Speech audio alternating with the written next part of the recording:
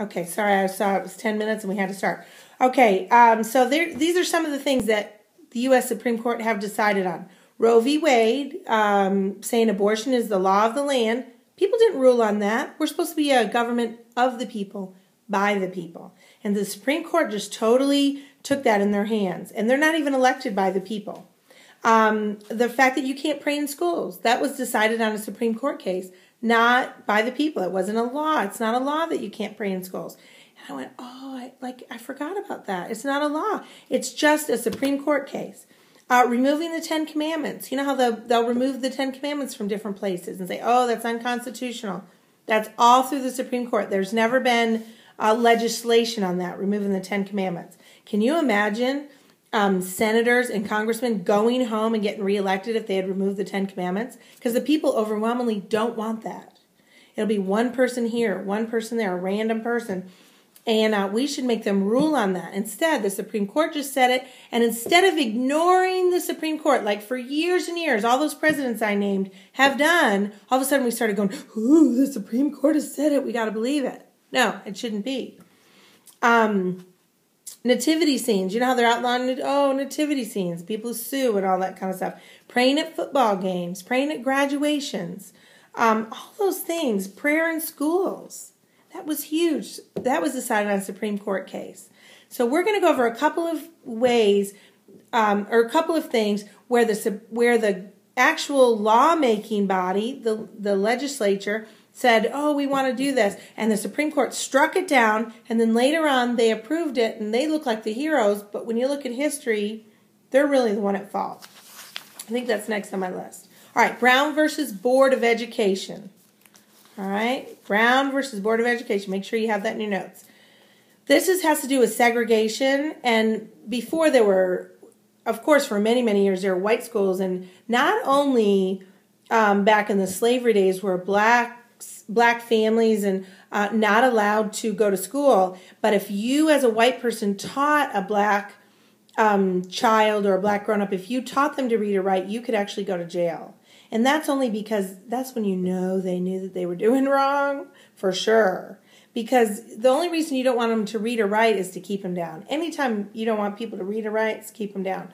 So, anyway, in 1870, so we had separate schools, and then later on you had white schools and then you had black schools, okay? So in 1875, Congress banned segregation. So it went through the houses of Congress. It didn't get vetoed. They banned segregation. Done. It was banned. It was on its way. Well, right after that, in 1882, the Supreme Court came along, overturned the legislature, which it's not supposed to do, and I don't know how they got away with that. They overturned them and said, oh, no, we need to have segregation for public good, which is ridiculous.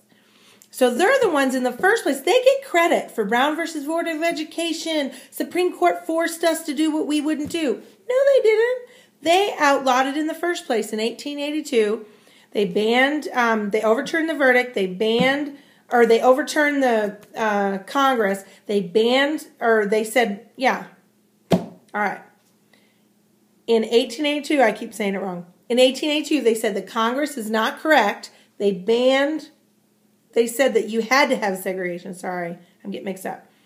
You had to have segregation, separate but equal. And they're the ones who did that. So Congress banned segregation in 1875. Segregation means separating people. They said, no, we shouldn't separate people. The Supreme Court said, yes, we should separate people. So they reinstituted segregation. We should. For the health of society, we should, which is ridiculous. Then, years later, so here's the end of the 18th century, all the way to 1954, we still had segregation. Why? Because of the courts. They're the reason we had segregation all that time. And it got, more and more instilled in our culture, and it shouldn't have been in the first place. So in 1954, Brown versus the Board of Education is when they overturned their earlier ruling in 1882 and said, okay, we shouldn't have segregation. People should all be together. And they overturned that terrible ruling. So really it was their fault in the first place. We're supposed to be of the people, by the people, for the people. And the people overwhelmingly had wanted to end segregation years earlier in 1875.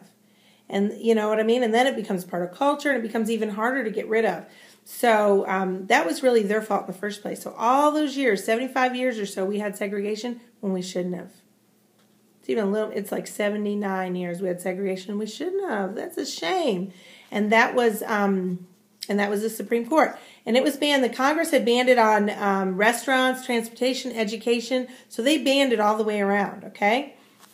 Charles Finney was a revivalist in the Great Awakening, and he was a law student. And we're going to learn this week in class and on my videos, we're going to learn a lot about people. Well, Charles Finney was a law student, and he said in studying the books, he wanted to study law, didn't want to have anything to do with seminary or anything like that. He was not a Christian. He was not a godly man. Well, in studying law, he said he read so much scripture that he became a Christian. So much scripture in the law books. Now, can you imagine? Since then, they've taken a lot of it out, or most of it out, or all of it out. I don't even know. I'm sure it's in the original law books. But our law was full of scripture. And as we're learning people this week, I'm going to give you pages of people and people that we're going to learn about. It's just full of scripture. How can we have laws without having his law? I mean, all these presidents, Supreme Court justices, people in our the founding fathers, people that wrote the Constitution, people that were involved in the legislature and in every area of government, they knew our laws are based on his laws. So it's so funny to me when I hear separation of church and state, or have you lost your mind? No, we founded our whole country on biblical principles. So that was just terrible. So Charles Finney is the one that became a Christian by reading law books. And there was a court called the Earl Warren Court, and Earl Warren was the Chief Justice. So like right now you would say John Roberts is, the Supreme Court Justice on our court, so we could call it the John Roberts Court. Sometimes you'll hear it referred to that. Whoever's the Supreme Court Justice. Well, there was a Supreme Court Justice, his name was Earl Warren, and they tried to remove him and impeach him, and they had impeachment hearings on him, but then they didn't think it arrived at the level of impeachment because he was an activist, because they didn't think, well, we don't think he's doing the right thing. And back in the day and all throughout history, we used to remove judges. We had several impeachments. We had, I think, 60 impeachments, hearings and stuff over just justices in the Supreme Court. 12 of them were removed. One was removed for public drunkenness. So he was just out in public one night, got drunk, removed from the court. We had another guy that was removed for cursing inside the courtroom. Can you imagine that? Removed. He should have been removed. There's no cursing. I'm remembering that line from League of Their Own. There's no crying in baseball. Well, there's no cursing in the Supreme Court. And regularly you had the chaplains always pray before the deliberations, before they even heard a case. The chaplains, ministers came and prayed for the court, even the Supreme Court. We were founded on Judeo-Christian values and principles. Nowadays, the court is antagonistic towards Judeo-Christian beliefs, and that's what it was founded on. So it's very hard to understand.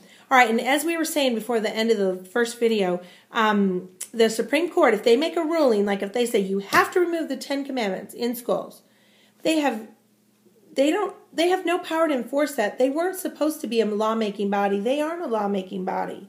They're just totally overreaching. So for them to have marshals, who sends the marshals? Who's over all the law, the enforcers of the law? That would be the Attorney General. That's in the executive branch, remember? And who's our Attorney General now?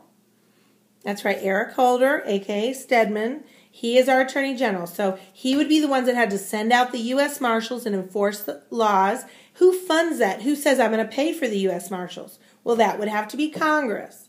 So for the Supreme Court to say something like that, they're not even supposed to be able to send any reinforcements, anybody to remove the 10 Commandments, anybody to pay for those guys to go out. But the executive and legislative branch, just like lapdogs who don't know any better, because these are kids now who've gone through classes all these years and have been told the wrong things, they go, okay, and they send out the marshals and fund it. And they shouldn't.